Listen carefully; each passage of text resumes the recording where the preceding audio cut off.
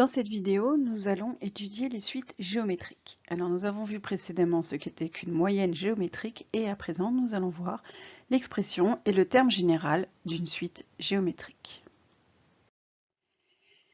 Définition. Une suite UN est dite géométrique de raison Q quand on obtient chaque terme en multipliant le précédent par une constante appelée raison. C'est-à-dire quand le terme suivant, UN plus 1, est égal au précédent fois la raison. Donc la raison est une constante, c'est un nombre réel et ceci est vrai pour tout entier naturel petit n. Alors une remarque, cette relation, c'est la relation qu'on appelle relation de récurrence et c'est celle qu'il faut donner quand on vous demande d'exprimer UN plus 1 en fonction de UN. Exemple. En 2019, un restaurateur a produit 2350 kg de déchets non recyclables. Il prévoit de réduire chaque année sa production de déchets de 5%, soit UN, la suite modélisant la production de déchets non recyclables l'année 2019 plus N. Donc l'année de rang 0 sera l'année 2019. Déterminez la production de déchets non recyclables en 2020 et ensuite on vous demande la nature de la suite UN.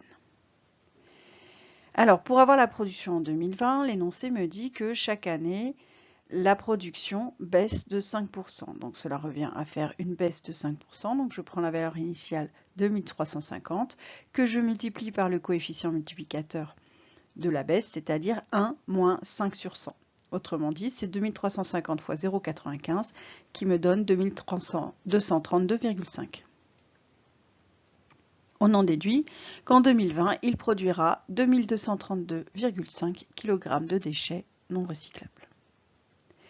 Quelle est la nature de la suite UN? En fait, chaque année, on prend la production précédente et on la diminue de 5%. Donc, cela veut dire que UN plus 1, le terme de l'année d'après, est égal au terme de l'année d'avant fois 1 moins 5 sur 100. Ou encore, UN plus 1 égale 0,95 fois UN.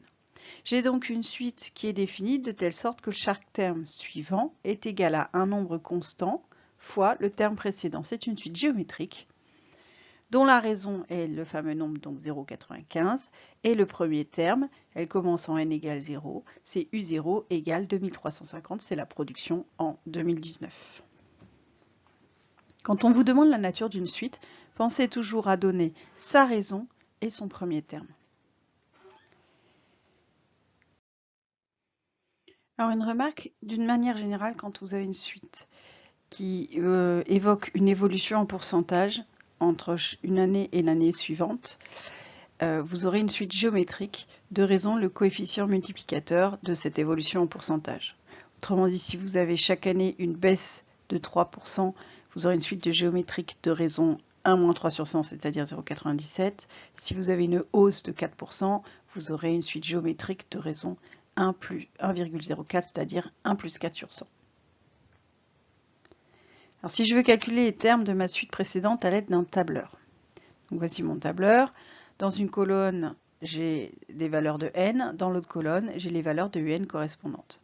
Et donc à chaque fois, on a dit pour passer d'un terme au suivant, il faut multiplier par 0,95. Donc la formule qu'il va falloir entrer dans la cellule B3 afin de calculer U1 et ensuite on glissera vers le bas pour calculer les autres termes, c'est la valeur de B2 fois 0,95. Donc on va rentrer égale B2 fois 0,95. À présent, si je veux utiliser un algorithme pour calculer les termes de la suite. Alors j'ai défini mon algorithme sous forme de fonction que j'ai appelée déchets. C'est la fonction qui va me donner la quantité de déchets au bout de n années après l'an 2019. Donc j'initialise ma valeur avec la valeur de U0, donc U0 égale 2350, donc la variable U contiendra successivement les différents termes de la suite UN. Ensuite, pour k allant de 1 à n, qui en langage Python s'écrit for k in range 1 à n plus 1, puisque je rappelle, cette dernière valeur est non incluse. UN plus 1 égale U fois 0,95. Donc pour calculer le terme suivant, je prends le précédent, donc U, et je le multiplie par 0,95. J'obtiens une nouvelle valeur qui va remplacer l'ancienne valeur de U. Et je lui demande de me retourner la dernière valeur une fois qu'à n reprises, il aura appliqué la relation de récurrence.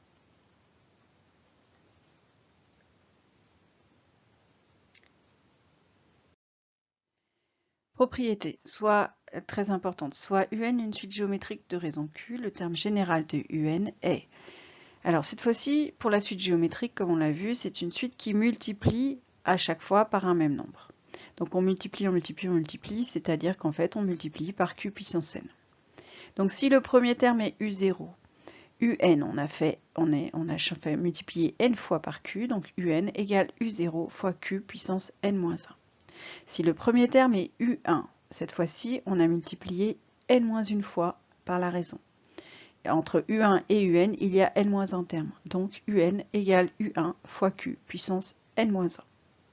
Donc cette formule est très importante et c'est celle qu'il faut l'utiliser à chaque fois que l'on vous demandera ou de donner le terme général de la suite ou d'exprimer UN en fonction de n. En effet, quand j'ai cette formule, je peux calculer U pour n'importe quelle valeur de n. Exemple d'application. Dans l'exemple précédent, déterminer le terme général de la suite UN et en déduire la production de déchets non recyclables en 2025. Alors on avait obtenu que la suite UN est géométrique et sa raison Q est égale à 0,95. Le premier terme, U0 égale 2350. Donc j'applique ma formule, UN égale U0 fois Q puissance n, c'est-à-dire que UN égale U0 c'est 2350, Q c'est 0,95, donc UN égale 2350 fois 0,95 puissance n. Voici le terme général de la suite. Ensuite, on me demande d'en déduire la production de déchets non recyclables en 2025. Donc 2025 par rapport à 2019, c'est 6 ans après, puisque 2025 moins 2019 égale 6. Donc je dois calculer U6. Et donc pour calculer U6, je vais utiliser cette formule en remplaçant n par 6. Et donc j'obtiens U6 égale 2350 fois 0,95 puissance 6, c'est-à-dire 1727,5 à 0,1 près. On en déduit qu'en 2025, il devrait produire, si j'arrondis à l'unité, 1728 kg de déchets non recyclables.